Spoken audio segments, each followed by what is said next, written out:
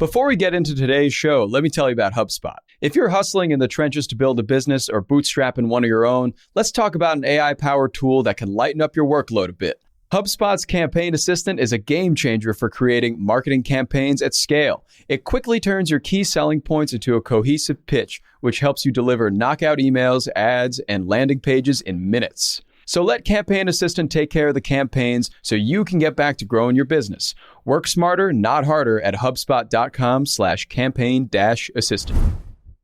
How's it going, everyone? It's Friday, December 16th. I'm Zachary Crockett here with Juliet, Bennett, Rylah, and you're listening to the Hustle Daily Show.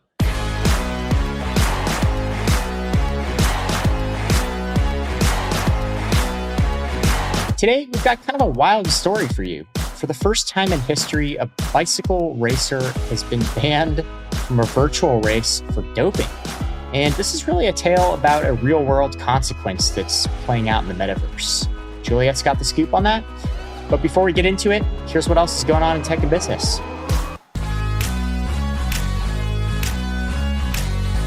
Free at-home COVID tests were shut down due to a lack of funding in September, but now they're back for the holidays. Households can order up to 4, and you can get those online at covidtests.gov. Some good news and bad news on the holiday shipping front. First, the good news. According to the e-commerce fraud protection platform Signified, package delivery time has improved 47% year over year. But the bad news is that package theft is up 87% this month alone, so keep an eye on that stoop. Amazon has reportedly struck a deal with video game studio Crystal Dynamics to publish the next Tomb Raider game. And that's not Jeff Bezos' first foray into raiding tombs, I'm sure. Speaking of Bezos, his ex, Mackenzie Scott, launched a new website called Yield Giving that breaks down how the philanthropist's network has distributed $14 billion to more than 1,600 nonprofits. That includes massive donations to YMCA, Habitat for Humanity, and Planned Parenthood.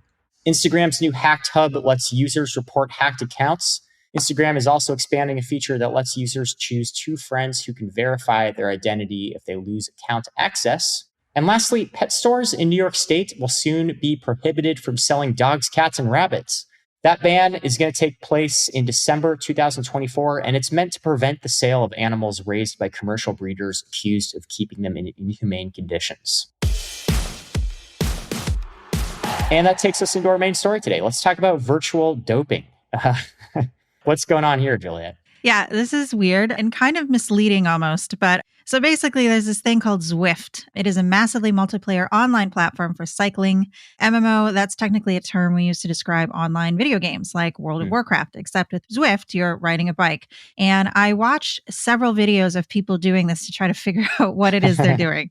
Essentially, they're riding a stationary bike and it's connected to this Zwift platform, which is a subscription service. And so you use your device, like your smartphone or tablet or whatever, to ride through a virtual world, but you're riding a stationary bike in your house. So it's kind of like a gamified Peloton, but unlike Peloton, you don't actually need like Zwift equipment. You can use other tracking devices to transmit your data about how hard you're pedaling to the platform. So you're riding a stationary bike in your house, you got a screen in front of you, and there's these like virtual worlds that are sort of mimicking your movement and placing you in these virtual races and whatnot.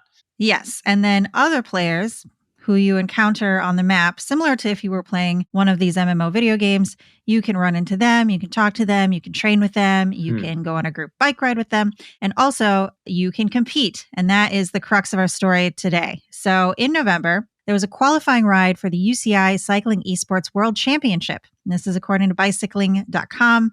I actually don't know anything about this World Championship, but you know, it's a competition, right, and you're supposed to not cheat in these competitions. Except there's this guy whose name is Eddie Houle, apparently, from South Africa. And during his final climb, he was averaging 526 watts for over 4 minutes.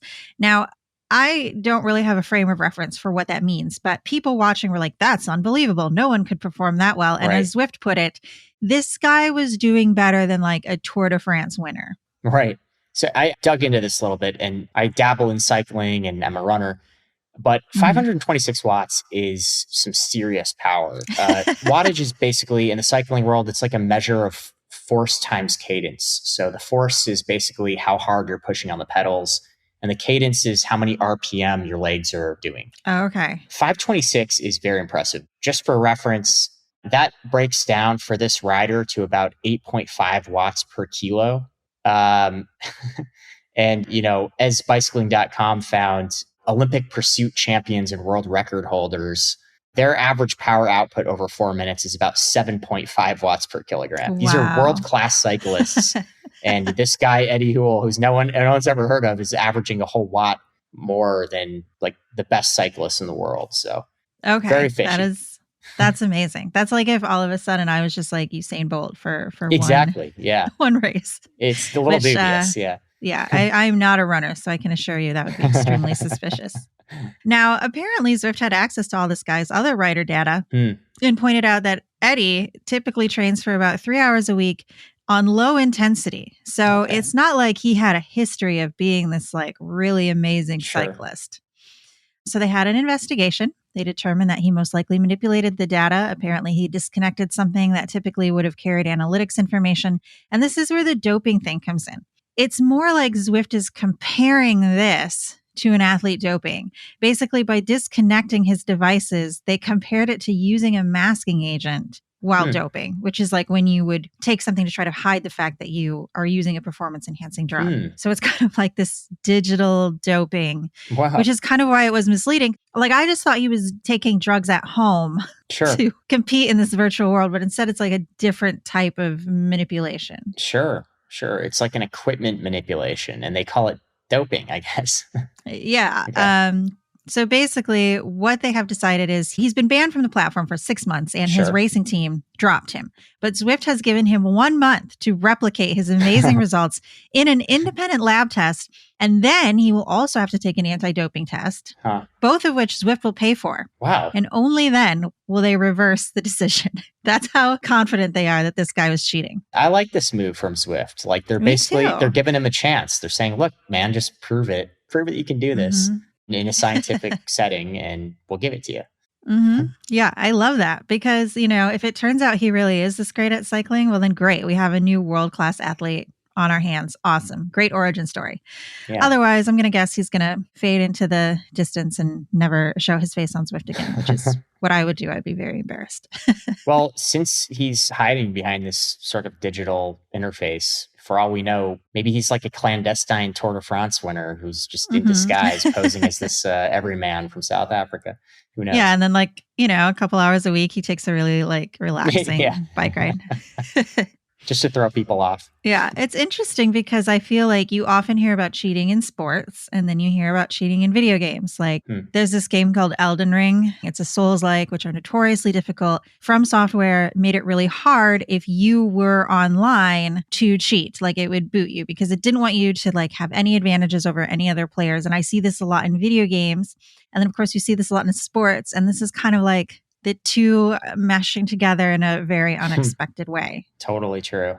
Yeah. When I read this headline, I had the same reaction as you. I was like, okay, this guy's just doped up on drugs and, it's just happening through a virtual platform, but it's an entirely different definition of doping that we could see more broadly used as the metaverse and virtual reality platforms become more prevalent in professional sports. Yeah, it's just such a weird thing because any other esports competition I can think of is more about, I don't know, mashing buttons in the correct order or being really good at one specific thing or doing something really fast. It's very rare that I see something in esports that mimics a physical performance similar to, I guess, what you would call a regular sport, running, cycling. And I wonder how many more of these virtual competitions we're going to see in the future because we already have platforms where, let's say, you are boxing a virtual partner or there's even some sort of dance games that can get pretty tricky. And I'm just wondering, are there going to be esports competitions for these in the future? And if so, how can you ensure that someone isn't cheating with their physical body? I think with games, it's oh, you're using a cheat code or you're manipulating the program somehow. But with this, it's a whole new thing that I've never thought about before. That's a really interesting point because, a lot of evangelists of the metaverse want it to basically be not a form of escapism like a video game might be, but more just a literal reflection of the real world. Like if you buy a house in the metaverse, you own a physical property. Like it's almost like the same thing as owning a house in LA or something. That's how they want you to kind of think about the metaverse. And if the metaverse is a reflection of the real world, we're going to see a lot more situations like this where someone is using skills that are like real physical skills, like riding a bicycle or boxing or something. Translated, you have that sort of digital veneer in between you and whatever you're doing at home. And there's room for manipulation there. So. Right. And I guess we've already seen that because initially it was like, oh, the metaverse is going to be this super awesome place where you can meet people and have this community. And then you go in there and it's mostly like children screaming at you and people harassing you. Yeah, exactly. All right. Well, good luck in that simulated test, Eddie. We're rooting for you to pull off that 526 watts. And kudos to Zwift for giving him a shot at least to prove himself.